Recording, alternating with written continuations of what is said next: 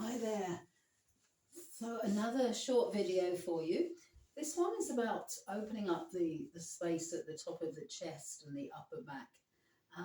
Modern day living means that we often spend a lot of our time rather hunched forwards with the shoulders rolling forwards. Think mobile phone, computer, cooking, washing up, all those kinds of things. Driving even. So we end up with this rather round-shouldered problem going on. So we want to start to think about lifting up this and opening out this area. And that's what we're going to do today. I've got a couple of props with me. The first one is a rolled up blanket. Now, mine's rolled to a fairly substantial sausage shape. You might choose to have yours a bit higher or a bit lower, a bit thinner or a bit fatter. So find something that works for you. You might need to experiment a little bit with that. I've also got something at the top of my mat to put underneath my head. Again, that's optional. You might be comfortable without that. So grab yourself your blanket. A bath towel works beautifully for this because it's nice and solid. So grab yourself one of those and then roll it up into something that looks a bit like that and place it lengthwise down your mat. And I'm going to come and sit at the end of our rolled blanket and gently lower yourself down over the blanket. So the idea is that it should end up between your shoulder blades. Your head can then rest on something. I've got a yoga block, but you could just as easily use a cushion or a pillow. Now you might need to have a little bit of a fidget here to get yourself really comfortable. But what we want is to get the shoulder blades to drop either side of that blanket. And then you can rest your arms down. Now some of you may prefer to go without the block. In fact, I think I'm going to get rid of it because it's not especially comfortable for me. But if you prefer to support your head, please go for that. So once you've got your upper body sorted out, let's bring the soles of the feet together and allow the knees to drop open so we can get a little bit of opening through the inner thighs and the groins as well. And then take a moment to simply breathe into this beautiful open space at the front of the chest, allowing the shoulder blades to drop back either side of your rolled blanket. Just a passive stretch, just allowing gravity to do the work for us, letting the shoulders drop gently open. For any stage your legs get uncomfortable, you could reverse by taking the feet out wide and dropping the knees in towards each other. You can spend as long as you like here. If you're really comfortable, you might spend a couple of minutes here. For the purposes of this video, though, I'm going to move on. So we're going to take a little roll over to the left, or to whatever side works for you, and just drop onto your left-hand side, and then you can reach behind you and move that blanket out of the way, and then roll back into the center and take a moment to just feel what you feel. You might find there's some interesting stuff going on around the upper back, around the shoulder blades and the chest. There's no right or wrong way to feel, except that we don't do pain. We don't do pins and needles either, so please avoid that. And hopefully some interesting, maybe even pleasant sensations going on there. While we're here, let's take a little twist. So we'll open the arms out at shoulder height and then allow both of your knees to drop over to one side. I'm dropping mine to the left just because it's nearest the camera. And then you can take your gaze over to the right. A gentle arch through the spine and a twist.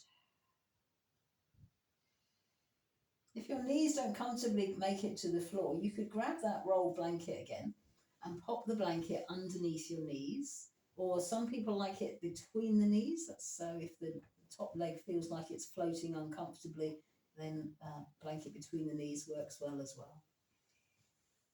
Again, just an option. Let's draw the knees back into the center.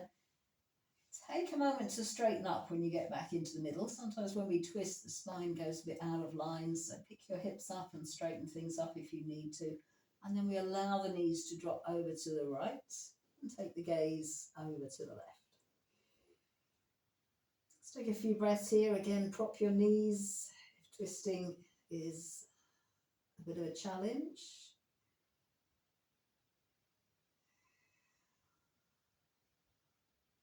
Getting a gentle arch and a twist through the spine. You might take your gaze towards your left hand this time. Breathe.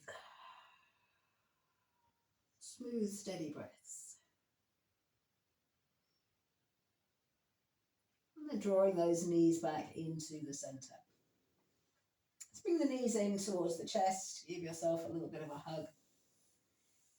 And then we're going to make our way up to hands and knees. If you're up for a little bit of spinal rolling, you can join me in some spinal rolls. If that's not your thing, if you're one of those people with a bit of a bony spine or you want a very hard floor, then by all means make your own way to hands and knees in another fashion.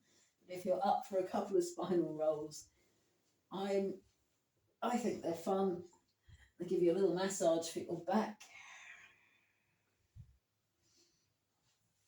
And it's a good core workout as well.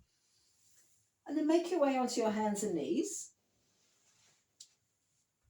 Do feel free to pad your knees. The way I do that, you can use a blanket or something, but the simplest thing to do is just to go towards the back of your mat, grab a hold of the edges, pull the edges in, and that will give you a nice little cushion on which you can place your knees. Let's do a little bit of cat and cow, one of my favourite exercises. So as you inhale, we draw the chest forwards between the arms, lifting tail and gaze, and then exhaling, rounding through the spine. Let's do that for a couple more rounds. Inhale forwards, and exhale round, tucking the tailbone down, looking towards your feet. Inhale forwards, and exhale round. And come back into the center. So we're going to take puppy pose next, or sometimes called the melting heart pose. So the important thing here is that the hips are going to stay over the knees. We don't want the hips to come forwards or even to go back. We're going to walk the hands gently forwards, keeping the hips back, taking the armpits towards the floor. Now you might come to about here and think, oh, that's far enough, in which case you might come onto one forearm. So you can tuck one of your forearms in and then rest your forehead on the back of your arm. If you're happy to go a little bit further, you can continue to allow your chest to drop through between your arms, maybe even as far as the floor, or you could use that rolled up blanket again and let your chest rest on your rolled blanket. So you'll see my bottom's sticking up in the air there. Once again, you can rest your head down. Take a few breaths there. Now the action here is to allow the heart to melt towards the floor. So remember, a lot of us are not going to get this far down. Your option here is to come onto a forearm and then allow your heart to melt down, crawling the hands forwards. If anybody would like a deeper option, there's always somewhere to go in yoga. What you could do is grab a couple of blocks and place your hands on blocks and then allow your chest to melt through from there. That will give you a big stretch. Let's take a couple more breaths here. And then rising back up, walk your hands back in underneath your shoulders. Let's take a cat pose, so rounding through the spine, looking towards your feet. Take a couple of breaths there, just rounding the spine the other way for a moment. And then let's walk the hands in. And come up onto your knees. So we're going to try a gentle camel pose. We'll do a couple of repetitions of this, and I'll give you some different options. Option is one of my favourite words to use when I'm teaching. It does what it says on the tin. It means it's optional. So we'll start real small and simple, and then we'll gradually we'll develop things, and it's up to you whether you go a little bit further. So let us start by taking the hands behind the back. And the action is it's as if you had a pair of jeans on, and you're sliding your fingertips into your back pockets. So the elbows come a little close together. And then I'm going to let my tailbone drop down, draw my pubic bone up towards my breastbone. So that lengthens my lower back. And that's the key action here. We don't want to push lots of weight into the lower back. What we're trying to do here is to arch into the upper back. From there, I'm going to keep my chin down for a moment. So let the chin rest on the chest. And then think about pushing the chest up towards the chin. Keep the tailbone heavy. The pubic bone is still lifting. Keep lifting the chest and lifting the chest, squeezing the elbows together.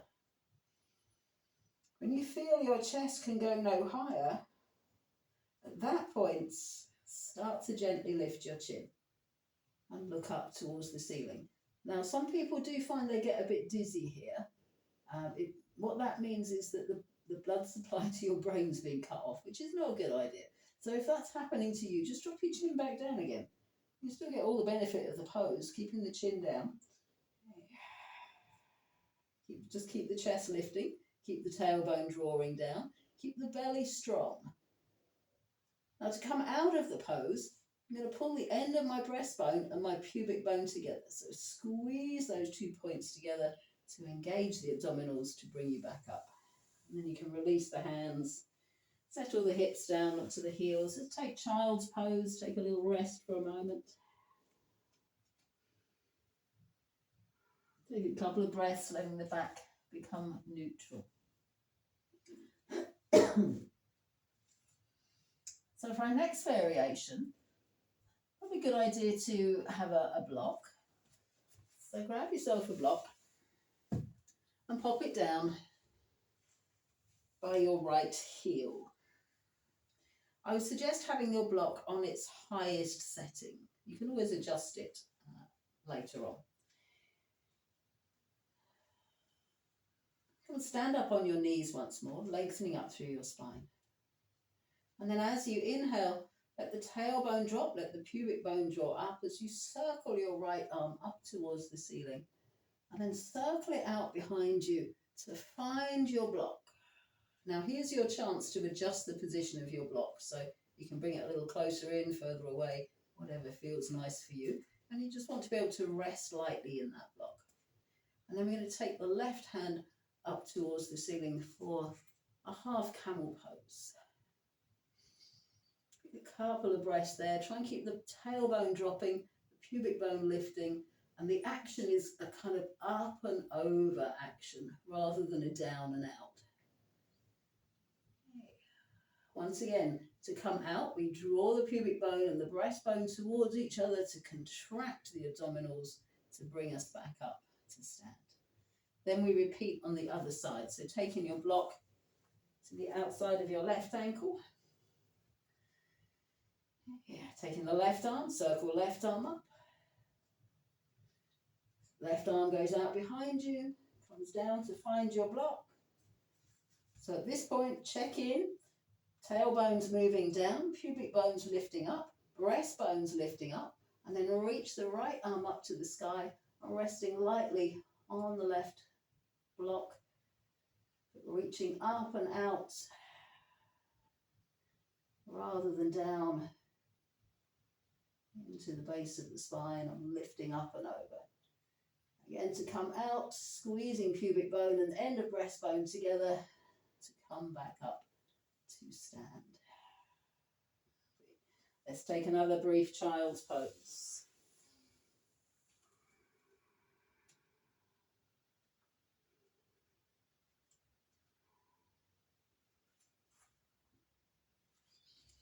final variation on our camel pose. Once again, we're going to come and stand up on the knees. And this time, if your feet will let you, try curling your toes underneath you. Tailbone draws down, pubic bone lifts up, breastbone lifts. Again, I'm going to keep my chin down, so I'm looking forwards here. And I start to lift my chest rather, towards my chin. I keep lifting and I keep lifting and I keep lifting. And roll the shoulders back and see if maybe you could touch your heels with your fingertips. You might even be able to rest your hands on your fingertips. You'll see my chin is still down here. My focus is on lifting my breastbone towards my chin. And then the very final action, again, for those of you who are okay, is to lift the chin away from the chest. Some people like to drop it all the way back. If it works for you, go for it, but it's not absolutely necessary. To come out, again, that action again, to draw the pubic bone and the breastbone towards each other, to contract the abdominals, to bring you back up, unhook the feet. We find child's pose once more. Couple of breaths in child.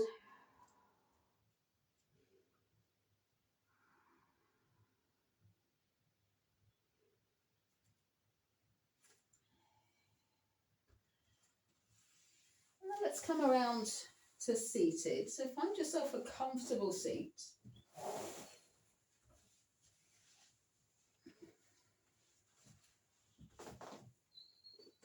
So a comfortable seat might be cross-legged, or you might kneel, or you could sit with the soles of your feet together. I'll just do one final little exercise here. As you inhale, let's breathe the arms up towards the ceiling. And then as you exhale, let's cactus the arms. Palms are facing. The upper arms come parallel to the floor, so it's a bit like a pair of goalposts. And then think about the upper spine moving towards your breastbone as you squeeze your elbows back. Again, we can keep the chin down to start with. Thinking about the shoulder blades moving towards each other, the elbows moving backwards in space. The spine is moving towards the breastbone as the breastbone moves forwards and up towards the chin. Let's hold it here for a couple more breaths, keeping the belly squeezing in to support us. And then as you inhale, arms to the sky, and exhale, release down. Thank you so much for joining me in this short practice. I hope to see you on another video soon. Bye-bye.